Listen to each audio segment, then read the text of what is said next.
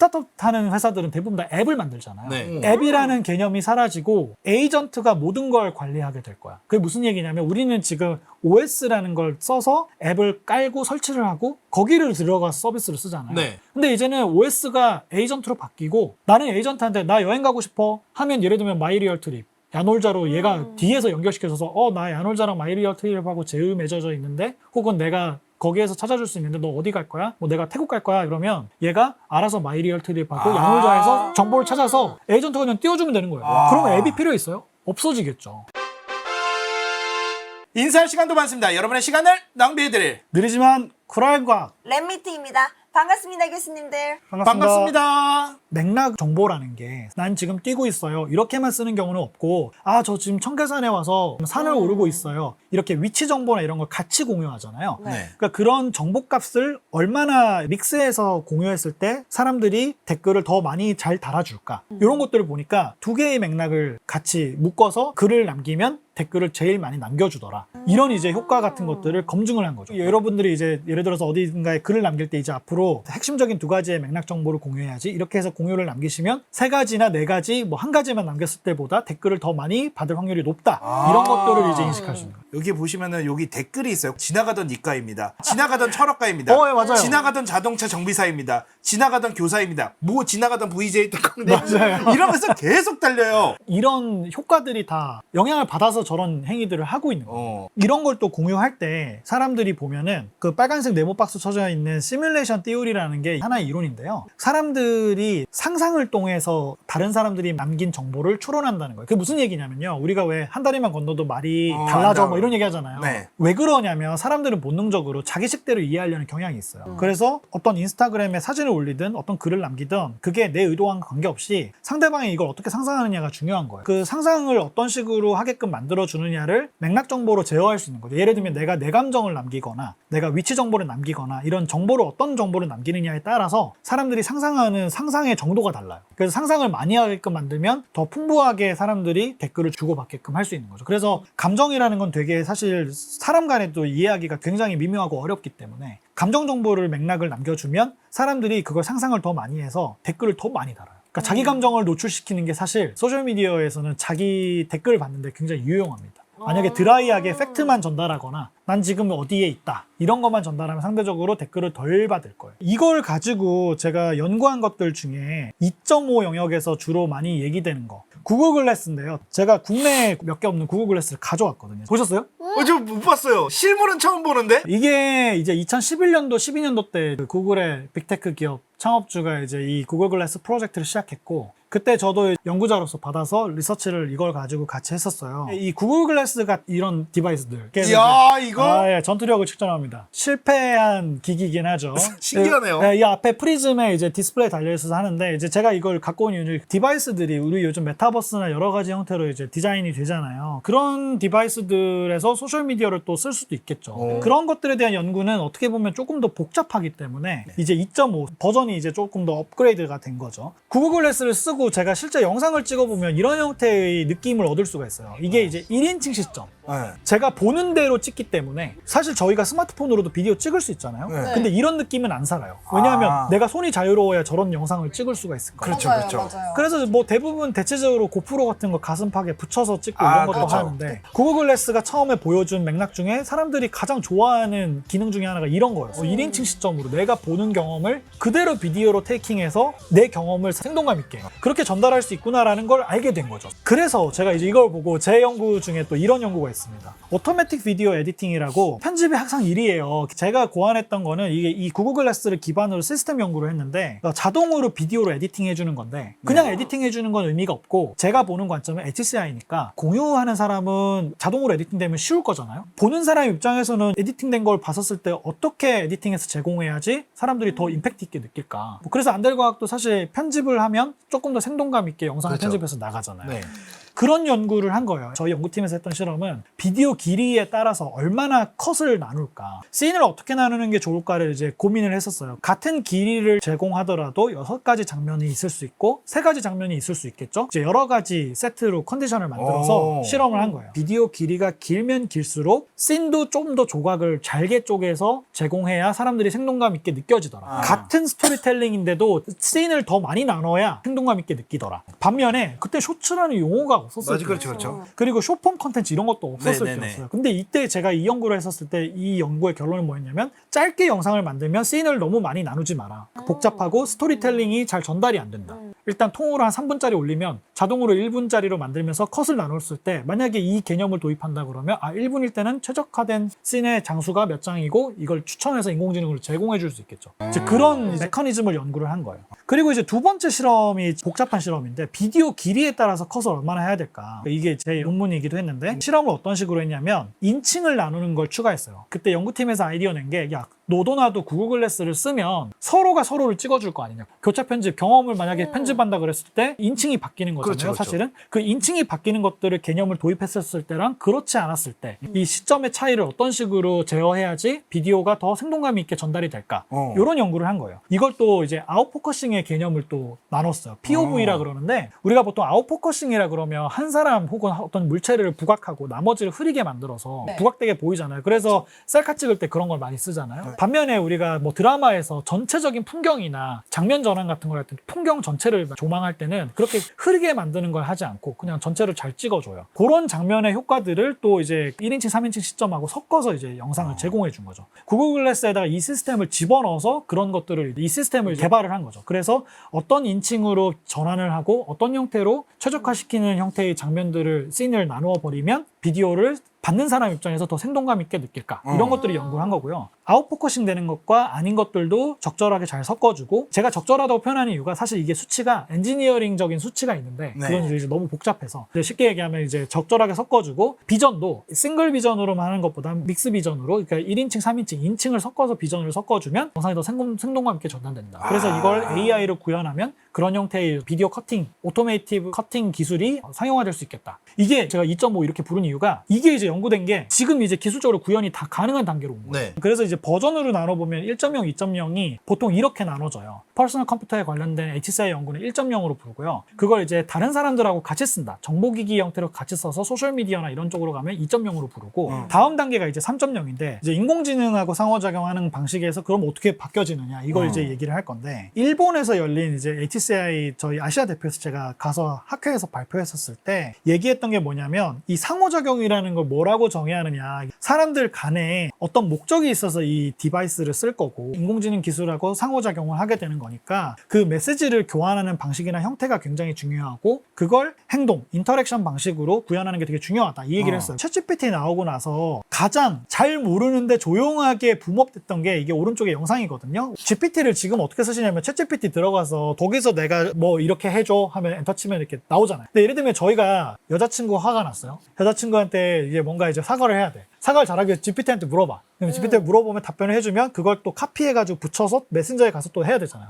너무 복잡해요, 그게 스테이지가. 그러니까 이제 MS의 개발자가, 옛날 트위터죠, X에다가 이제 이걸 넌지시 런칭을 했는데, 이게 뭐냐면 MS에서 이제 이 챗 GPT 기반의 스위프트 키라는 키보드를 개발한 거예요. 그래서 내가 이제 문장을 쓰면 위에 자동으로 이 사람한테 어떤 형태로 뭔가 전달해야겠다라고 하면 이걸 변환해서 문장을 더 다듬어줘. 그럼 사실 내 입장에서는 GPT 들어가서 할 필요 없이 그냥 답장을 조금 더 내가 하고 싶은 말을 섞어서 해주는 거니까, 이런 형태를 이제 AI 기반으로 상호작용할 때 HCI에서 이런 연구들을 이제 주로 하고요. 그리고 이제 이게 와우 포인트가 여기서 나오죠. 여러분들 아시는 챗GPT. 이 챗GPT를 올해 초에 4.5라는 버전이 나왔어요. 거기에서 굉장히 놀라운 상호작용을 보여주는데 그냥 실시간으로 보여주고 있는 거예요. What equation did I write?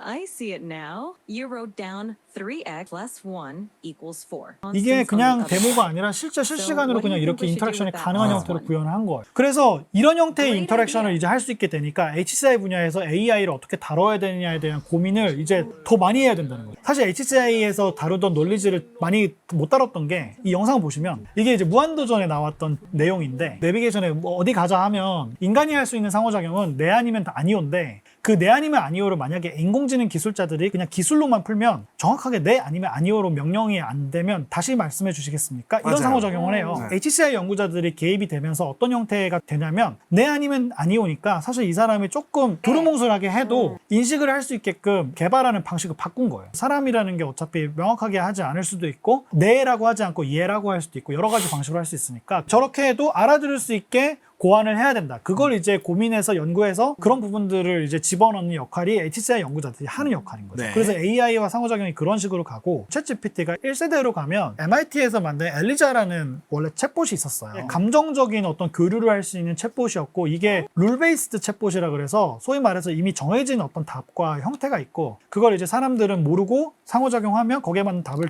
뱉으면 거기에 이제 몰입을 하게 돼서 사람들이 자기 감정 얘기도 하고 하는 챗봇이었는데 이제 그게 지금 그만큼 진화를 해가지고 이게 블룸버그가 사실은 이 기술의 진심이에요. HCI 기술에. 그래서 블룸버그가 사실 실제로 2016년도에 뭐 예를 들면 남자친구가 갑자기 죽었어요. 그럼 남자친구랑 그동안 대화했던 그 채팅의 대화 내용을 챗봇한테 학습시켜서 남자친구 챗봇을 만든 거예요. 그래서 오. 남자친구를 잃은 슬픔을 갖고 있는 여자친구가 대화를 통해서 우리 추억도 하고 하면서 이제 슬픔을 극복해가는 과정을 이제 블룸버그에서 이렇게 영상으로 제공을 해준 거예요. 이런 걸 보시면은 여러분들이 이제 생각을 잘 하셔야 되는 게 지금 AI 기술을 기반으로 하는 HCI 분야의 연구의 관점이 어떤 식으로 변하느냐. 아까 앞에서 HCI 1.0 이런 거 보면 조작을 잘해야 된다. 뭐 이렇게 얘기했잖아요. 네. 근데 이제 오늘 제가 얘기했던 처음에 주제로 삼았던 공존. 컴퓨터랑 우리가 일상에서 여러 가지 고민을 털어놓을 수 있는 대상이 되는 형태가 되는 거예요. 디지털 컴패니언이라는 개념이 그래서 나와요. 어떻게 하면 사용자들이 인공지능하고 조금 더 친근감 있게 그냥 하나의 인간처럼 받아들이고 상호작용할 수 있게 만들까? 여기에 대한 고민이 화두이고 인공지능 기술도 지금 패러다임이 그쪽으로 넘어가는 추세이죠. 한국말로 표현하면 동반자 경험이라 그러는데 인공지능을 하나의 내 동반자로 인식을 하게 만들려면 네네. 다음 패러다임에서는 어떤 게 중요할까를 연구했고 그때 이제 나왔던 두 가지 개념이 자아를 확장하는 거. 내가 죽었는데 나는 메타버스에 살아. 이런 개념으로 인공지능 기술을 개발할 수 있는지 그런 것들을 만약에 우리가 개발할 수 있다면 이제 그런 형태로 상호작용의 패러다임이 바뀔 거죠. 그렇겠죠. 네. 그리고 또 하나는 얘가 내 가족 구성원처럼 느끼게 만들어. 다마고치는 키우고 있을 동안에는 죽으면 마음이 안타깝고 막 그렇죠, 눈물 그렇죠. 나오잖아요. 그런 경험을 제공해 줄 수 있는 형태로 제품이나 서비스가 더 진화할 거다. 인터스텔라 타스 다들 대단하신데요. 타스도 이제 그런 형태라고 생각하실 수 있고요. 네. 그런 경험들을 결정짓기 위한 요소들을 이렇게 연구를 통해서 정리를 해놓은 표예요. 이런 형태의 조건들 혹은 이런 형태의 역할들을 하게 되면 우리가 인공지능을 그렇게 상호작용을 잘할 수 있는 동반자로 여길 거다라는 이제 얘기를 한 거고 제가 그 연구를 하기 위해서 박사과정 할 때 했던 연구가 엑스미라고 하는 AI 시스템을 만들어서 이 당시에는 머신러닝 기반으로 했는데 이제 이 사람의 생활 습관을 개선시키기 위해서 필요한 잔소리를 적절하게 해주는 AI 에이전트를 만든 거예요. 그래서 거기에 관련된 실험을 했었고요. 지금으로 생각해보면 이제 핏빗에 해당하는 이 디바이스가 AI 디바이스이고 그걸 인공지능의 그 결과물들을 서로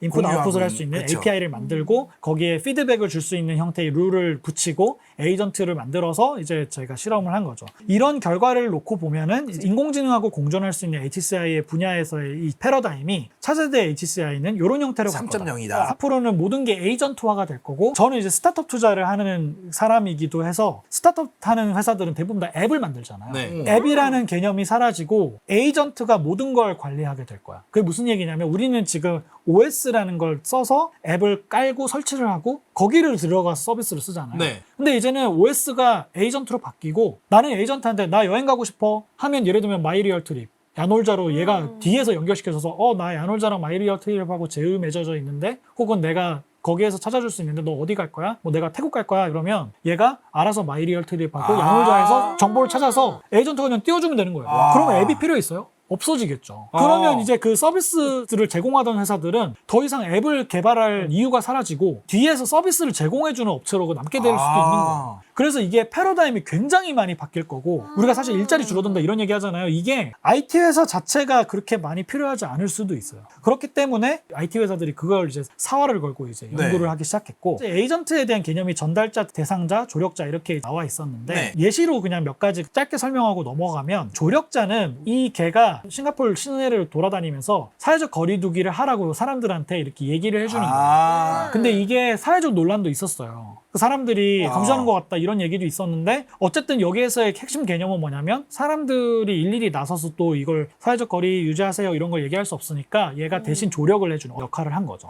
그래서 이런 게 이제 디지털 에이전트에서 조력자의 역할에 해당하는 거고 헤어샵에 이제 예약을 하는 거를 그러니까 내 에이전트가 있고 상대방 헤어샵도 에이전트가 있어가지고 대화할 수 있게끔 그런 컨셉이에요. 이때는 어떤 식으로 예시를 보여줬냐면 휴먼이 연락을 하거나 혹은 예약을 하는 거를 에이전트가 하고 헤어샵에 이제 사람이 받아서 예약을 받는 거예요. 나만의 비서를 하나 갖게 되는 건데 비서가 이제 하는 역할이 내가 하고자 하는 것들을 정보를 잘 전달해서 얘가 예약을 대신해 주는 거예요.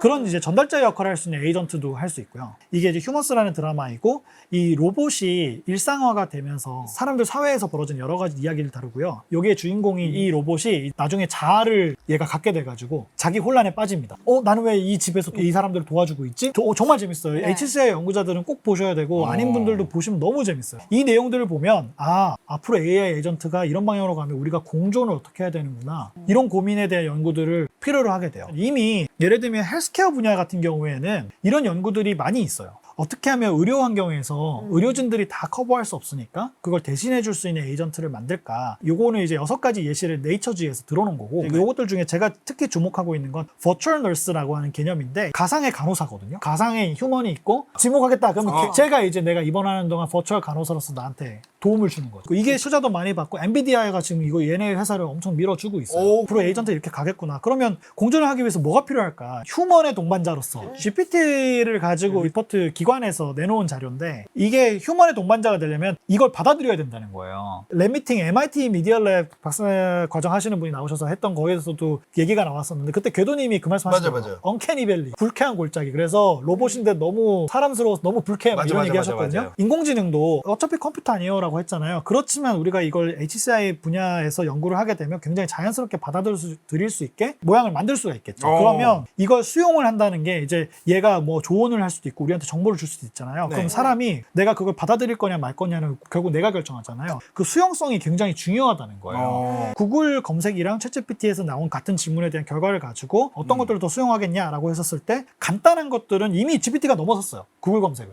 달걀 삶는 방법은 하면 예전에는 구글 검색을 했잖아요. 그렇죠. 나 같으면 차라리 GPT가 설명하는 걸 따르겠어 이렇게 가는 거예요. 그러니까 그런 수용성이 GPT가 상호작용하는 방식이 구글의 검색 결과를 제공하는 상호작용 방식보다 뛰어나다는 거죠. 그런 이제 수용성이 간단한 의사결정에서는 GPT가 압도적인데 우리 안델과학에서 제공하는 것처럼 이런 과학적인 지식을 잘 전달해야 되는 부분, 지적 수준이 높게 작용될 수 있는 영역, 팩트가 중요해, 이거 진짜 맞아? 이렇게 의심이 가는 어떤 논리적인 설명이 필요한 부분에서는 GPT하고 구글이 사실은 거의 비슷비슷해요. 근데 이게 시사하는 바가 커요. 뭐냐면 우리가 뭐 할루시네이션이다, 그렇죠. GPT 할 때 뭐 거짓말한다 막 이런 얘기 하잖아요. 맞아요. 근데 사실 인간도 거짓말 많이 해요. 정보를 취급받을 때 왜 구글을 그래도 사람들이 그래도 선택을 했느냐. 구글이 좀 불편하긴 하지만 내가 이렇게 스크롤하면서 계속 정보를 보면서 이게 맞는 건지 아닌 건지 계속 판단하면서 간다는 거죠. 우리가 보통 정보 검색하면 링크 하나 들어가서 이렇구나 하고 넘어가는 게 아니라 다른 링크도 막 보잖아요. 그런 행위를 이제 할 수 있기 때문에 구글이 그래도 수용을 계속 하고 있는 거예요. 저도 챗GPT나 클라우드 같은 걸 쓰기는 하는데 뭔가 자료 검색하거나 이럴 때는 아예 안 쓰거든요. 그러니까 클라우드 쓰고도 이거 맞나 싶어서 구글에서 한 번 더 하는 거예요. 그래서 생산성이 떨어져. 그런 수용적인 측면에서는 HCI 분야의 연구들이 아직 많이 필요한 거죠. 맞아요. 이제 관계성이라는 측면이 또 중요한데 이루다 챗봇 써보신 분들 꽤 많으셨을 거예요. 그리고 중간에 한번 정지됐었을 때 네. 막 이루다랑 대화 못해서 나 너무 슬퍼요 막 호소하시는 분들이 있었어요. 네. 이루다가 이제 관계성이 잘 드러난 예시인데 이제 사람들은 기본적으로 컴퓨터랑 이런 관계를 맺는 걸 굉장히 중요하게 생각한다는 거죠. 사실 그 스탠포드에서 화제가 된 연구가 있었어요. 한국인 연구자가 연구한 건데 NPC라고 해서 인공지능 캐릭터들한테 뭐 예를 들면 얘는 남자애고 뭐 어떤 성격을 가지고 까칠해, 있고 막 까칠해 이런 거. 이런 거 이제 부여를 다 해놓고 여기는 어떤 월드야 원칙 같은 걸 다 개발을 해서 집어넣고 캐릭터들끼리 어떻게 상호작용하는지를 그냥 지켜본 거예요. 그냥 플레이 버튼 누르고 그냥 본 거예요. 봤는데 자기들끼리 파티도 열고 남자친구 여자친구도 생기고 이게 화제가 돼서 난리가 났어요. 근데 이제 그걸 보면서 우리가 뭘 깨달았냐? 인공지능도 관계라는 걸 자기네들이 설정해서 가질 수가 있고 그 관계라는 걸 얘네 둘이 남자친구 여자친구야 라고 프로그래밍을 안 해도 인공지능이 자기들끼리 서로 합을 맞춰가면서 사귀고 싶어라는 그걸 감정이라고 표현하면 감정일 수도 있고 궁금하다. 판단하는 거죠. 밤 되면 자고 낮 되면 일어나고 양치도 하고 뭐 이런 것들을 하는 거예요.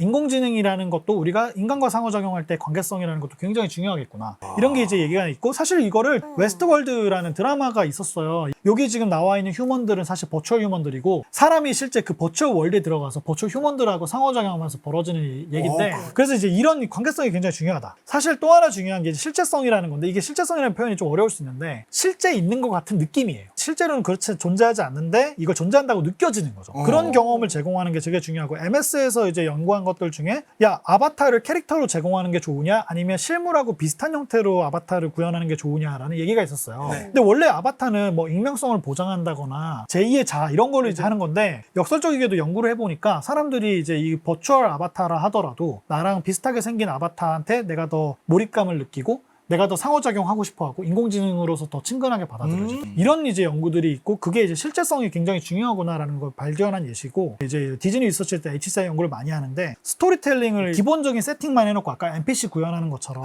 나머지는 AI로 이제 처리해서 사람들이 어떤 이벤트를 결정 지을 때마다 스토리텔링 달라진 거예요. 결정하면 다음에 뭐 나오고 옛날에 개그맨 이휘재 씨가 했던 딴딴딴딴 이거 그걸 이제 AI로 구현했었을 때 굉장히 창의적인 스토리들을 유저들이 많이 경험하게 되더라. 이제 그런 것들을 보면서 사람들이 자기 창의성을 발휘할 수 있는 방향으로 에이전트랑 상호작용해서 자기가 의사결정해서 다음에 스토리를 결정 지으면 사람들이 거기에 대해서 더 편안함을 느끼고 인공지능을 더 쉽게 받아들여지더라. 이런 것들에 대한 이제 연구들이 있었죠. 그렇군요.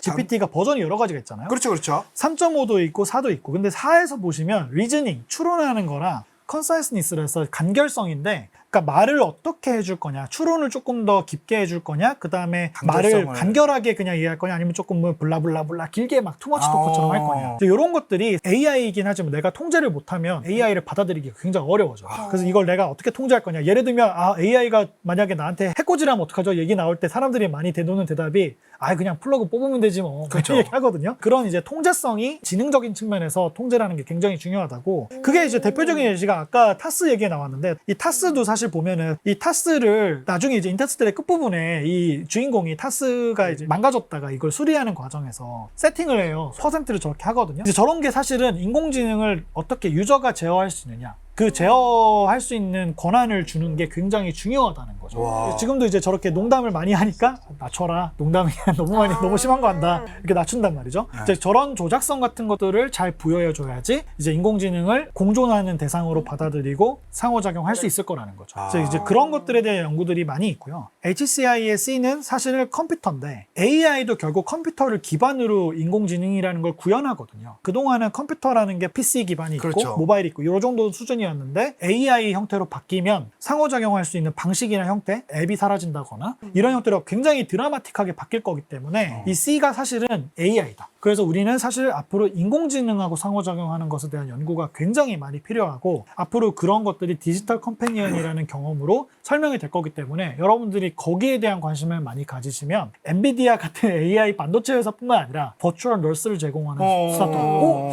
와 이거 앞으로 병원에서 다 누구나도 쓰겠는데? 그럼 그런 회사에 투자해야죠. 이제 갑자기 투자 프로처럼 됐는데 과학적으로 생각해보면 앞으로 변화가 있겠구나라는 생각을 이제 하게 된다는 거예요. 앞으로 AI가 우리 삶을 어떻게 바꿀지에 대해서 HCI 관점에서 해보시면 이전에 그냥 기술이 어떻게 되겠지? 라고 생각하는 것보다는 조금 더 구체적이고 실질적인 어떤 모양들을 생각해 보실 수 있을 거예요. 그러면 그걸 창업할 수도 있고 연구를 해볼 수도 있고 과학적인 검증을 해볼 수도 있고 여러 가지 차원으로 접근해 볼 수 있겠죠. 저희 회사는 컴패노이드 랩스 그래서 컴패노이드라는 표현이 휴머노이드라는 표현이랑 유사한 거예요. 동반자를 닮은 경험에 관련된 연구를 하고 사실 저희 회사는 스타트업 투자를 하는데 이제 저희 회사가 최근에 자회사로 컴패니언 AI라는 회사를 지금 현재 설립을 하고 있는 중이고 이제 이 인공지능 회사의 특징은 이런 공존에 관련된 것들을 솔루션으로 만드는 역할을 하는 그런 인공지능 회사를 지금 만들고 있어요. 또 혹시 여기 보시는 분들 중에 인공지능 기술 개발하거나 리서치에 관심 있으신 분들이 있으시면 같이 해보자 라는 얘기를 드리고 싶은 거고 또 저희 회사는 스타트업 투자를 하고 있고 저도 이제 스타트업 투자를 워낙에 오래 했기 때문에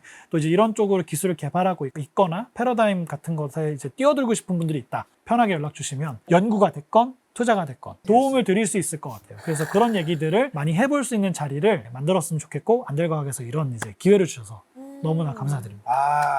인사할 시간도 많습니다. 여러분의 시간을 낭비해드릴 느리지만 쿨한 과학 랩미팅이었습니다. 감사합니다, 교수님들. 감사합니다. 감사합니다.